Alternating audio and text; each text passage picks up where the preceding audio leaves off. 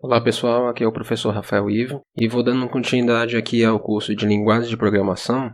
A gente vai dar início agora aos nossos estudos sobre sintaxe e uma definição muito importante para esse sentido, que é o conceito de gramática, tá? Então vamos lá.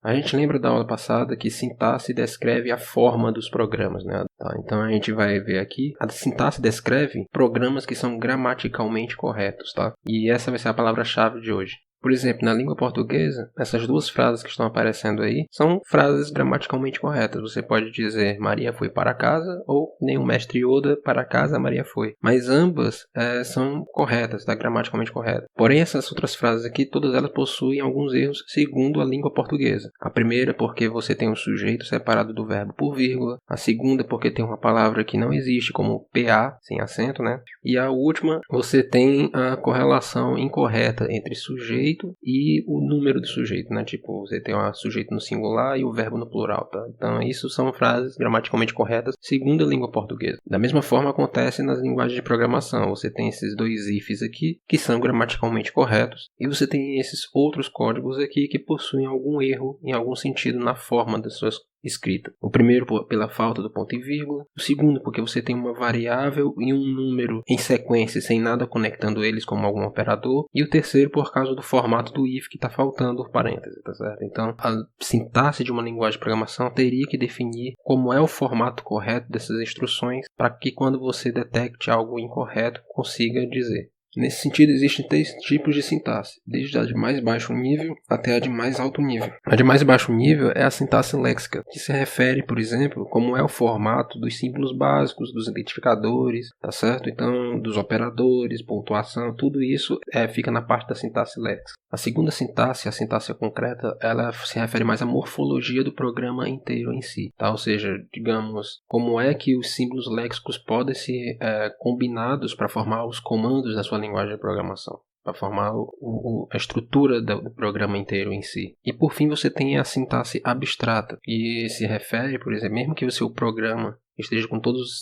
símbolos léxicos corretos e a ordem correta, pode ser que ainda exista algum erro, como por exemplo tipos e etc. E nesse caso a sintaxe abstrata conversa bastante com a semântica da linguagem de programação, e ela não se importa com os detalhes, como parênteses, pontuação e etc. Acontece que a gente precisa definir essa sintaxe de alguma forma específica. E a maneira que a gente vai utilizar aqui é a maneira chamada gramática. E para escrever essa gramática, a gente vai utilizar uma metalinguagem, ou seja, uma língua para descrever outras línguas, né? Tipo uma linguagem que vai ser utilizada para descrever as linguagens de programação que a gente deseja. A gente poderia utilizar o próprio português como metalinguagem, como muitos livros tutoriais que a gente vê por aí, tá? Só que essas linguagens, como a gente já demonstrou na linguagem natural, elas são cheias de ambiguidade e podem acabar acarretando, por exemplo, na construção de compiladores levemente diferentes, tá certo? Como uma forma de formalizar a construção das linguagens, esse linguista chamado Noam Chomsky, ele definiu 4 tipos de gramática, desde a mais restrita, que é a gramática regular, até a mais irrestrita, que é a gramática irrestrita. De todas aqui, a que a gente vai se focar vai ser essa gramática livre de contexto. Essa gramática vai ser a nossa metalinguagem. Como a gente vai descrever as linguagens de programação que a gente deseja.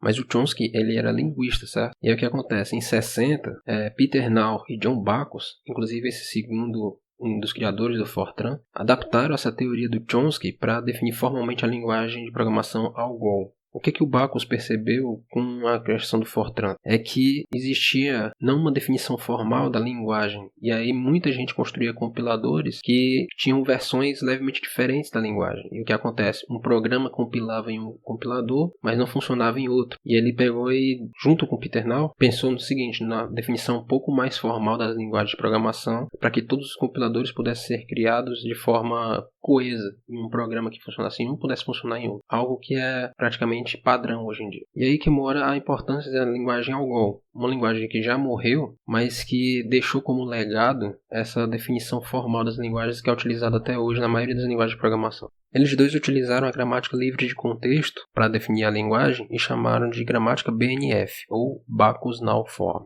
Muita gente, inclusive, coloca como sinônimo quase gramática BNF com gramáticas livres de contexto. E são essas gramáticas BNF que a gente vai estudar a partir de agora. E agora vamos ver como é o formato dessa metalinguagem, essa gramática BNF, ok? Primeira coisa, os elementos que fazem parte da gramática. A gente vai ter um conjunto de símbolos que a gente vai chamar de terminais, teremos um conjunto de símbolos chamados não terminais e um símbolo inicial não terminal. Teremos também algo que se chama produção gramatical, que tem o seguinte formato: um não terminal de um lado esquerdo, essa seta, e uma string do lado direito, que pode conter tanto os símbolos terminais quanto os símbolos não terminais. Tudo isso vai ficar mais claro quando a gente começar a mostrar os exemplos, ok?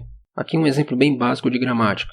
Eu tenho aqui entre menor que e maior que um símbolo não terminal, tá? Todos os nossos símbolos não terminais vão ter esse formato de menor que, maior que aqui com alguma coisa escrita dentro. Esse é o nosso símbolo, dígito binário. E tudo que não tiver esses limites serão os nossos símbolos terminais, como 0 e 1. Cada linha dessa nossa gramática é chamada de produção gramatical. E como a nossa gramática só tem um símbolo não terminal, ele também é o símbolo não terminal inicial, certo? E se isso é uma gramática, ela define uma linguagem. E quais são todas as strings que ela pode criar, tá? No caso, a nossa gramática só está criando uma linguagem que só tem duas strings possíveis. A que possui o elemento 0 e a que possui o elemento 1, e só. E como é que a gente define uma linguagem a partir da gramática? A partir do símbolo não terminal inicial, a gente vai utilizar as produções para ir substituindo esse símbolo por outros, até que a gente chegue no momento em que não haja mais símbolos não terminais. Nesse momento, a gente vai ter uma string que pertence à linguagem formada pela gramática. E nessa gramática que a gente está utilizando como exemplo, dígito binário só pode gerar 0 e acaba, ou seja, não tem mais para onde ir, ou 1 e acaba também. Então a única linguagem que ela define é uma linguagem com duas strings chamadas 0 e 1. A gente pode encurtar as nossas gramáticas utilizando esse símbolo de barra vertical, que é uma coisa similar a um ou. Então, por exemplo, o dígito binário aqui pode ser derivado em 0 ou em 1. Tá? Então, um dos dois. E assim a gente evita digitar duas linhas para gramática para definir um único não terminal. Bem, a linguagem que a gente definiu antes é uma linguagem meio sem graça, porque ela só tem duas strings possíveis, né? Mas vamos ver agora um caso de uma gramática para definir a sintaxe dos números inteiros. Essa que está sendo mostrada aqui, tá? Essa gramática está dizendo o seguinte, que você tem um não terminal dígito e que ele é definido como qualquer um desses símbolos terminais aí, 0, 1, 2, 3, 4 até 9, e você tem um símbolo não terminal inteiro e ele é definido como? Esse inteiro pode ser apenas um único dígito, como está sendo colocado aqui, ou ele pode ser um dígito e na frente dele ter um número inteiro. Parece ser esquisito você ter uma definição recursiva. Você está usando o próprio conceito que você quer definir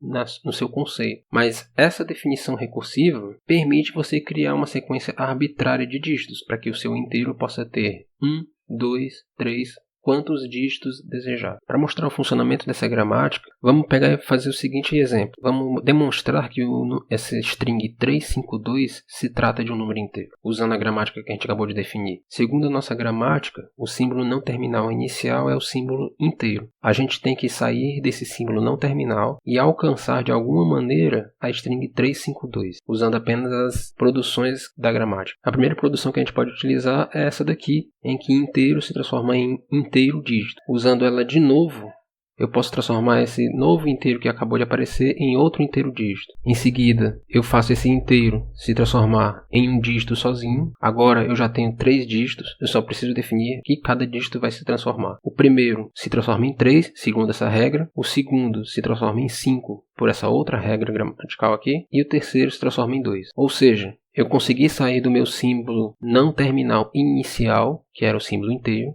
e consegui atingir a string que eu desejei. Isso significa que eu demonstrei que essa string se trata de um número inteiro segundo a minha gramática. E se você parar um pouco para pensar, vai perceber que essa gramática consegue atingir todos os números inteiros possíveis, tá? Então faça o teste em casa, por exemplo, com números com mais dígitos ou com menos dígitos, e sempre você vai conseguir encontrar alguma derivação saindo do símbolo não terminal inicial inteiro e chegar no seu número que você escolheu. Então é dessa forma que uma linguagem pode ser definida através de uma gramática BNF. A linguagem ela é um conjunto de todas as strings que são terminais, com símbolos terminais, derivadas a partir do símbolo inicial da sua gramática BNF. E uma gramática ela pode definir infinitas strings, como foi o caso que a gente demonstrou agora dessa gramática inteiro. Se você notou na nossa demonstração do número 352, cada vez que a gente ia fazendo a derivação, a gente sempre escolhia o símbolo não terminal mais da esquerda para substituir. Essa forma de fazer derivações é chamada de derivação à esquerda. Do mesmo jeito, a gente pode fazer derivações mais à direita. Por exemplo, aqui no caso do número inteiro, eu derivei inteiro dígito, em seguida derivei dígito para número 2, em seguida eu derivei inteiro para inteiro dígito novamente, depois dígito para o número 5, depois inteiro para dígito e esse último dígito para 3. Percebe que sempre o mais da direita está sendo derivado. Se você está utilizando a gramática e querendo demonstrar uma determinada string na mão, não faz diferença. Inclusive, você pode ter diversos tipos de derivação. Se você ficar escolhendo da esquerda, depois da direita, depois do meio, tanto faz. Mas, às vezes, durante a construção de um compilador, por exemplo, é interessante que você tenha uma sequência bem definida dessas derivações. E aí, no caso, é bom escolher ou a esquerda ou a direita, dependendo da sua implementação.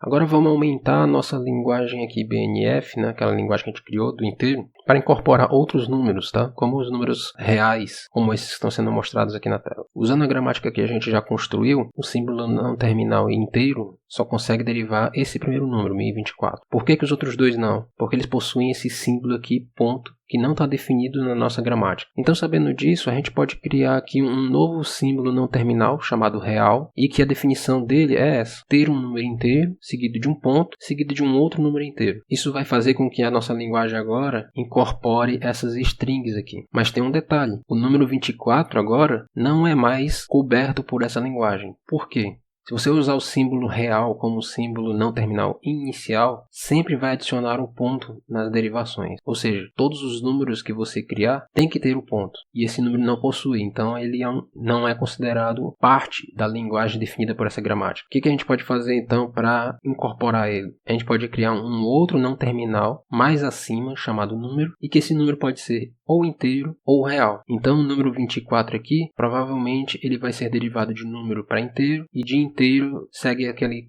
nossa estratégia para até botar cada um dos dígitos. E para os números 3.14 e 0.17.6, você pode vir de número para real, e de real colocar 0.17 a partir de inteiro, o ponto, e de inteiro ir para o número 6. A gente ainda vai ver vários exemplos de gramáticas BNF e outras linguagens mais complexas, tá certo? Essas são as mais básicas, mas a partir das próximas aulas a gente vai chegar até o ponto de ver uma mini linguagem de programação definida em gramática, beleza? Bem, gente, por hoje é só. Dúvidas e sugestões, deixem aí nos comentários, beleza? Até mais e tchau.